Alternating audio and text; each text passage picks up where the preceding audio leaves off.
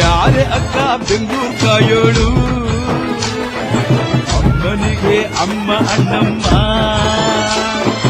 ಯಾರೋ ತಮ್ಮ ಕರ್ಗಾನ್ ಮೆಚ್ಚೋಳು